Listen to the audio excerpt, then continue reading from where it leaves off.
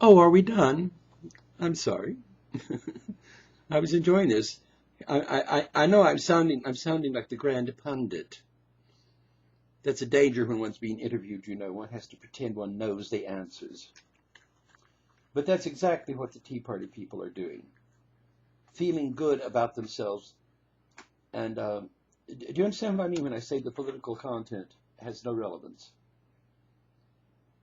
Because these may be some of the same people who voted for John Kennedy, because that made them feel young. They were feeling old and they said, "Ooh, I want to feel young."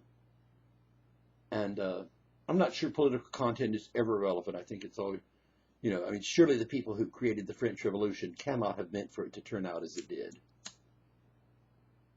Hmm. Or,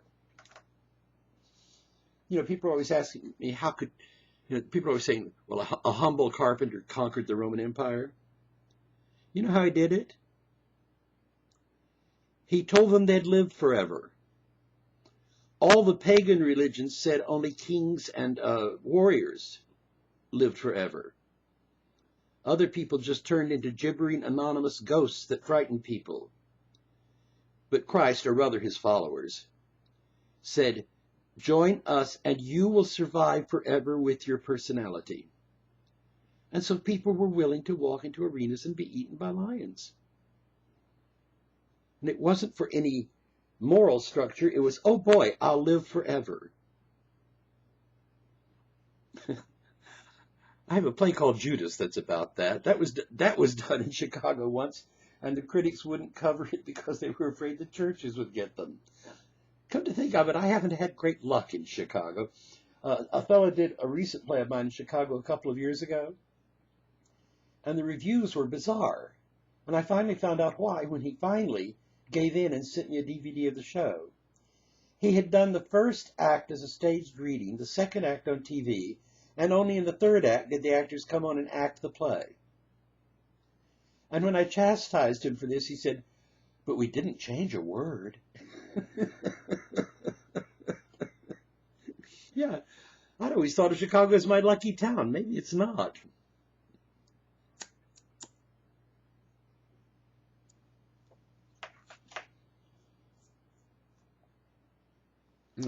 Well, I of course have no idea how the theater is doing the show. If you read my notes on it, right? So clearly I've given them carte blanche. I don't really have the right to do that. I don't own the play anymore. In fact, the script that's published with those notes is a greatly revised script with every revision that I found it prudent to do after watching hundreds of productions.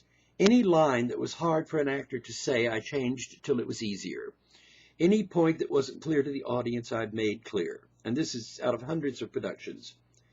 So I think it's a greatly improved script of a play which was already considered to be quite good by people.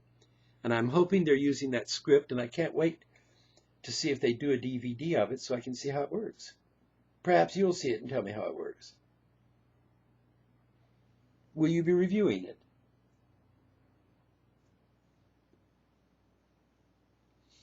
Where is here, by the way? What paper is this for?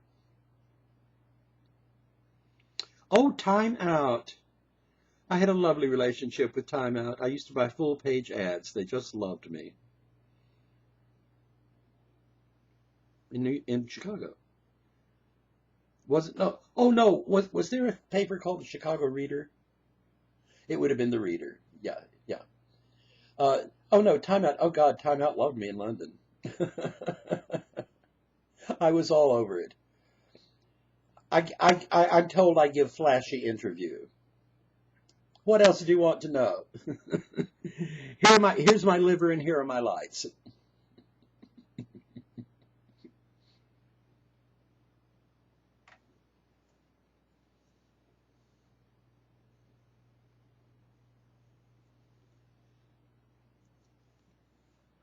Will you be meeting him? Well, if you meet Sam Sheppard while he's there, will you please tell him to call me? I keep a 74-page archive of pictures from the Cafe Chino online. And Sam did a play at the Chino and was very much around there. And he has become such a great big movie star now that he's impossible to reach. So slap Sam's hand for me and tell him, call Bob. He wants you to say something about the Chino. Will you do that for me? And also Bernadette Peters and Al Pacino if they come through. I'm afraid they've all become very, very big movie stars. And once they were not. You seem very nice yourself. Are you going to become a great big movie star?